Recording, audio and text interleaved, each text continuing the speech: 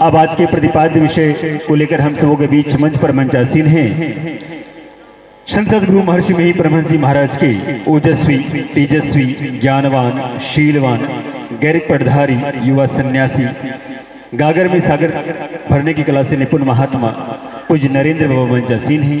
हे बाबा, हम सी भक्तजन आपके ओजस्वी पीयूषवाणी विपासु हैं पूज्य नरेंद्र बाबा। एक बार जोरदार स्वर में सदगुरु महाराज की जय बोलकर अपने अपने अंतःकरण को पवित्र करें और इस विराट ज्ञान में अपनी जबरदस्त उपस्थिति को दर्ज करें। एक बार जोरदार स्वरों में श्री सदगुरु महाराज की जय। मंगल मूर्ति सतगुरु मिलवै सर्वाधार,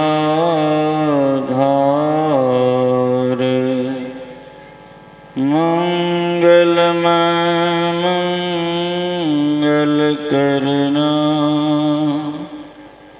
बिनवा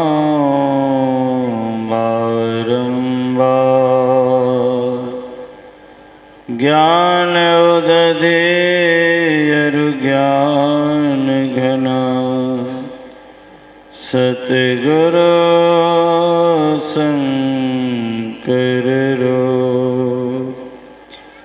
नमो नमो बहुबार सकल सुपूजन भो धन धन सतगुरु सुखदा महिमा कहे न जाए। जो कुछ कहा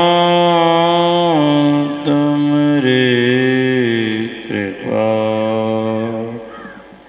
मौत कछु न वसाए।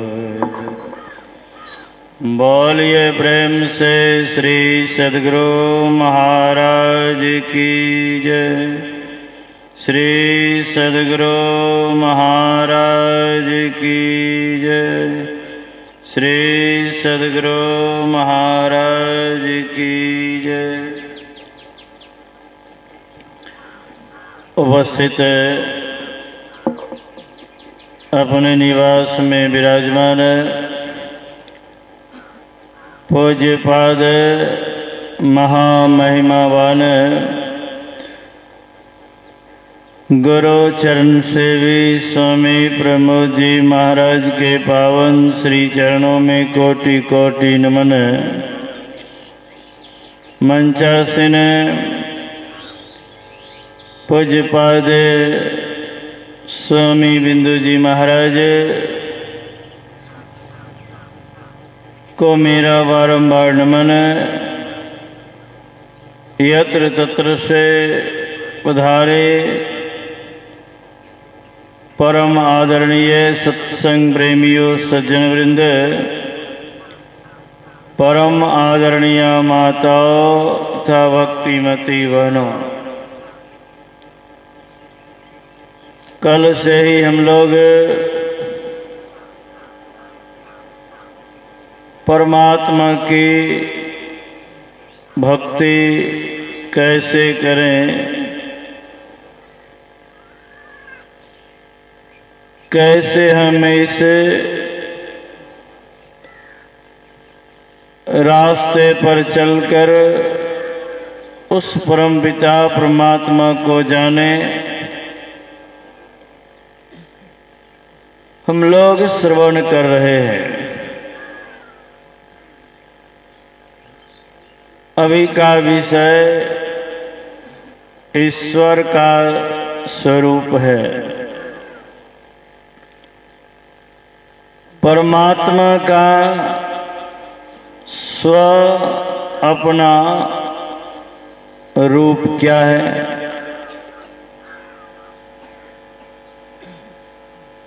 जबकि सुन रहे थे वह परमात्मा जिसको हम हाथ पैर गुदा लिंग रसना आँखें कान जीभ त्वचा मन बुद्धि आदि इंद्रियों के द्वारा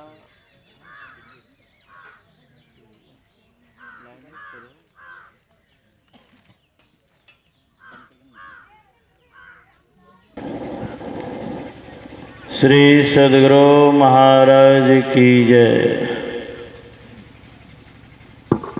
सुन रहे थे उस परमात्मा को हम लोग अपने इंद्रियों से जानना चाहते हैं। बहुत माई को हम लोग देखते हैं, एक कृष्ण भक्त होता है। कृष्ण के बाल रूप को एक डलिया में सजाकर माला पहना कर चंदन टीका करके हाथ में लिए फिरते हैं। जिधर जाएंगे उस बाल रूप कर लेकर जा रहे हैं। इधर हाल में ही एक दो दिन पहले शायद छपरा में ही हम देखे और समझे नहीं। हमको लगा कि दीक्षा लेगी, माला वाला है, और छोटा सा कृष्ण का फोटो था, वो भी गुड़िया के तरह बना हुआ था। मैंने पूछा ये क्या है माई, दीक्षा लीजिएगा? कि नहीं, भगवान का बाल रूप है। अब जिधर जाते हैं उस बाल रूप को ढुए चलते हैं।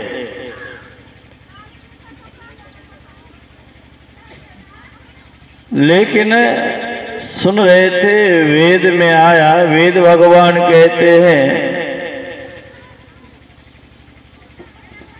उस परमात्मा को, उस परमात्मा के स्वरूप को हम हाथ पैर गुदा लिंग रसना आँखें कान जीव त्वचा मन बुद्धि आदि इंद्रियों के द्वारा नहीं जान सकते। अगर जानना भी चाहते हैं तो कहा यह एक झूठी खेल कर रहे, झूठी खेल। बाहर में परमात्मा को प्रत्यक्ष करना पाना का यह बच्चों का खेल है, यह असंभव है, संभव नहीं है, यह होने वाला है नहीं। परमात्मा का दर्शन परशन जब भी होगा वह अपने अंदर होगा, बाहर में नहीं होगा। इसीलिए हमारे गुरु महाराज के पद में आया है, अंतर के अंतिम तह में गुरु है, मन पता पाता नहीं, नैनों के तिल में ज्योति उनकी नजर में आता नहीं, अंग संग हर वक्त रहता, प्रगट हो आता नहीं, हो रहे हैरान सागर जल्द दिखलाता नहीं। खोजते फिरते बहुत से इस जगत में जा बजा, अंतर के अंतिम तह के रविन कोई उसे पाता नहीं। बिन दया संतन की मेहि जानना इस राह को, हुआ नहीं होता नहीं होनहारा है नहीं। जब तक हम अपने अंतर के अंतिमता में नहीं चले जाते तब तक कहते हैं उस परमात्मा का दर्शन हो नहीं सकता। कल आप सुन रहे थे अस्थूल सूक्ष्म कारण महाकारण कावल हो के पार। हमें अपने अंदर में चलना है। इसकी कला संत सद्गुरु से सीखना होगा और सीख कर जब करेंगे,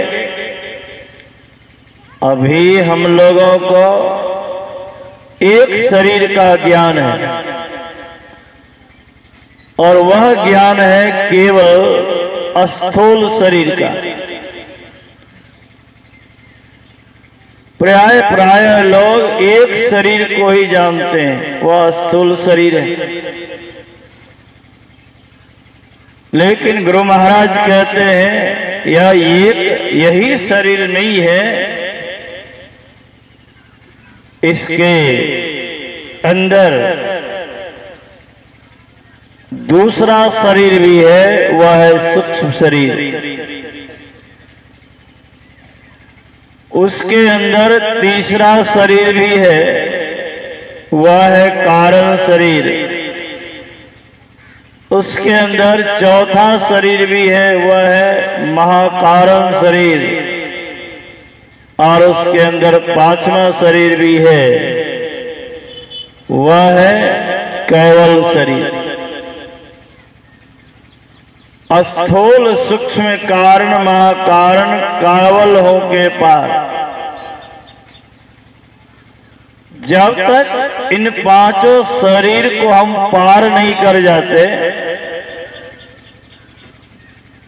तब तक हम उस परमात्मा को नहीं जान सकते। तब तक इधर हम लोग जो बाहर में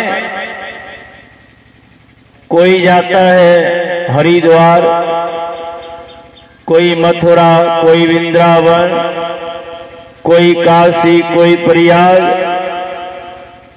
कोई बाबा धाम। यानी बाहर में जहां जहां भी हम पूजा पाठ करने जाते हैं, कहा वह उसी तरह है जिस तरह हम लोग देखते हैं। गाय भैंस जब बच्चा देती है, बच्चा का जब होश होता है, वह क्या करता है?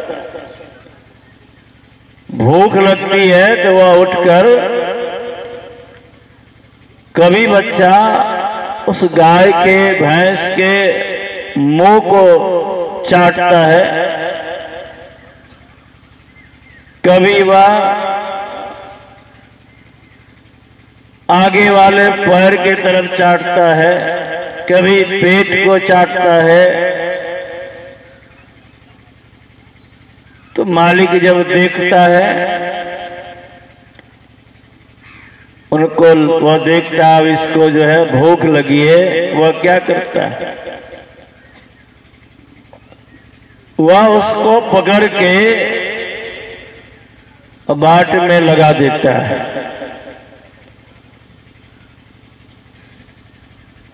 जब बाट में उसको लगा देता है, वह पीने लगता है, उसका पेट भर जाता है। संत महात्मा कहते हैं जैसे वह बच्चा नहीं जानने के कारण कभी मुंह में उतका मारता है, कभी पेट में उतका मारता है, कभी पूंछ के तरफ जाकर चाटता है, लेकिन उससे उसका पेट नहीं भर जाता। पेट भर जाता है, जहां दूध है उसमें मुंह लगा देता है, उनका पेट भर जाता है। उसी तरह हम लोग इस संसार में उसी बछड़े के समान दौड़ लगाते हैं, मानो उत्का मारते हैं। इससे हम मानव का कल्याण नहीं है, सुधार नहीं है, उद्धार नहीं है। लेकिन यह भी बेकार नहीं है। बाहरी भक्ति बेकार नहीं है।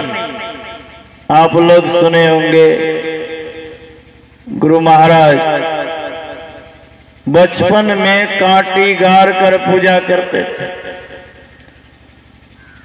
परमात्मा के प्रति आस्था था, और वही आस्था एक दिन महान संत बना दी। लेकिन कभी केवल उसी कांटी में, पत्थर में आस्था रखता, यही सार है, इसी को करना है, तब तो अभी तक उसी पुजारी बने रहते। आज संसार में उनकी कृति यश नहीं होता। उन्होंने पढ़ा, देखा यह कांटी के ही पूजने से हमारा परम कल्याण नहीं होगा,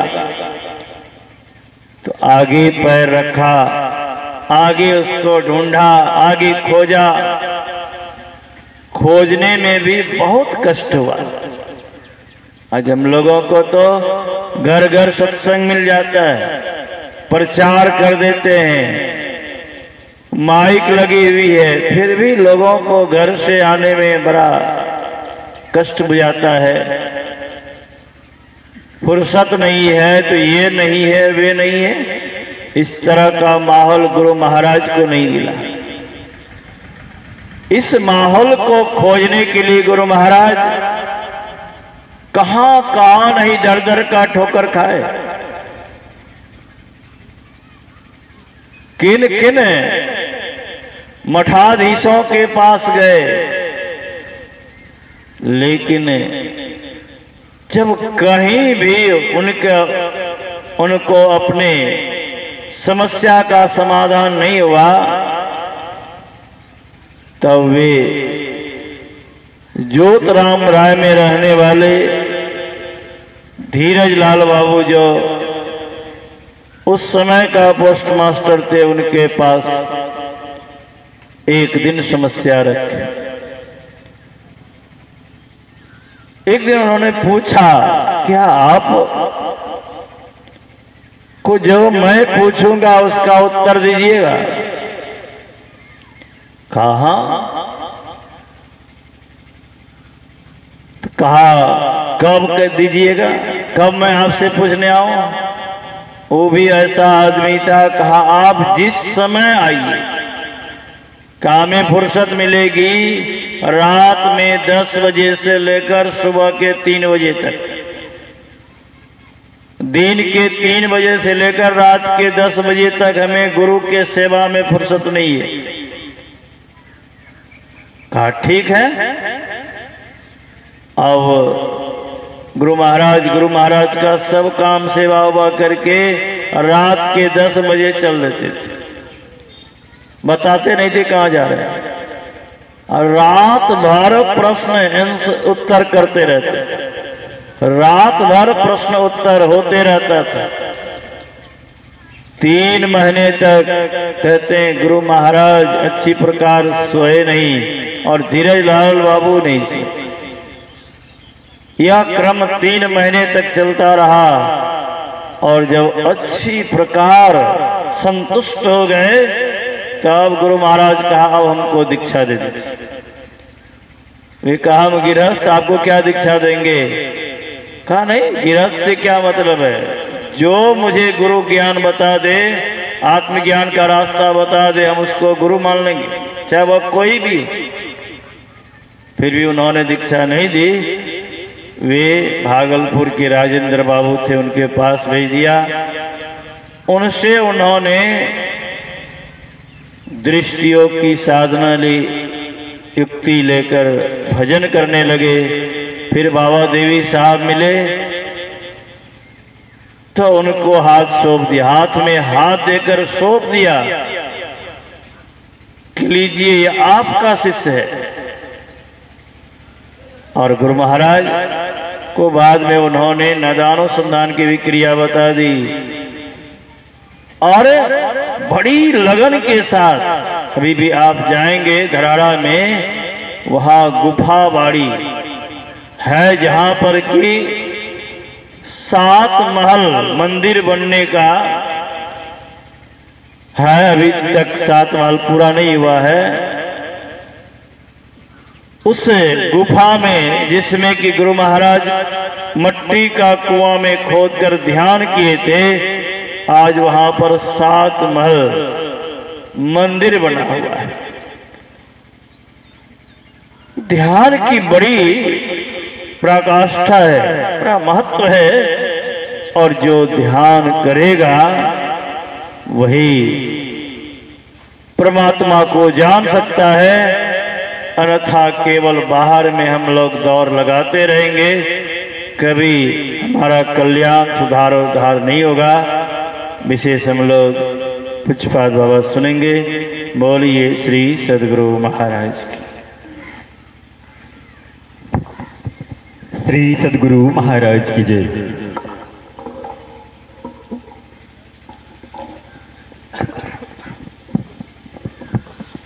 आइए दिव्य सज्जनों, अब हम सबों के बीच मंच पर मंचासीन हैं पूज्य स्वामी श्री बिंदु जी महाराज। हे स्वामी जी, आपके लिए विशेषण युक्त शब्द कमतर लगते हैं। आप अपने कर्तव्य परायणता, उत्तम शिष्टाचारी, स्वाध्याय साधना संपन्नता की वजह से संत मत के शीर्षस्थ संतों के प्रिय पात्र रहे हैं। आपने वेद, उपनिषद, संतवाणी आदि सदग्रंथों और काया रूपी सागर को सुविचार था साधना की दृढ़तम मथाने से मथकर पूज्यपाद संत सद्गुरु महर्षि मही परमहंस जी महाराज के द्वारा निकाले गए आध्यात्मिक ज्ञानामृत को दुखित, अशांत और मृतप्राय जीवों के बीच समभाव से वितरित करने हेतु विरचित रहते हैं। हे भक्ति योग के प्रवीण योगी संत पूज्य बिंदु जी महाराज, हमसे भक्तजन आपके ओजस्वी पीयूषवाणी पासु हैं। पूज्य बिंदु जी महाराज, एक बार जोरदार स्वरों में सदगुरु महाराज की जय बोलकर अपने अपने अंतःकरण को पवित्र करें हम सभी। श्री सदगुरु महाराज की जय। धन्य धन्य सद्गुरु सुखद महिमा कहे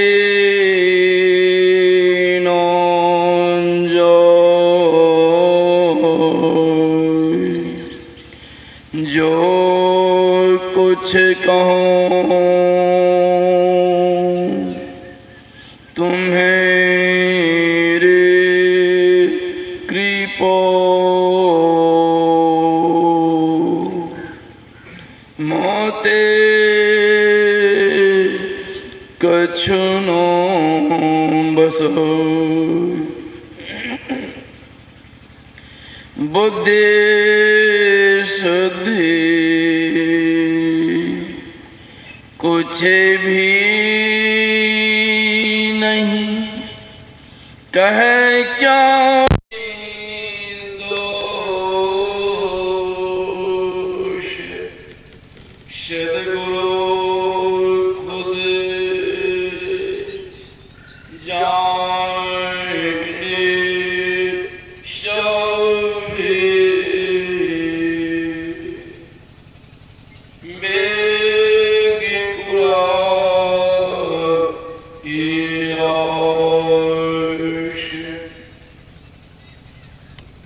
हमें सब प्रेम से बुला बुलंद आवाज में सदर महाराज का जय घोष करें।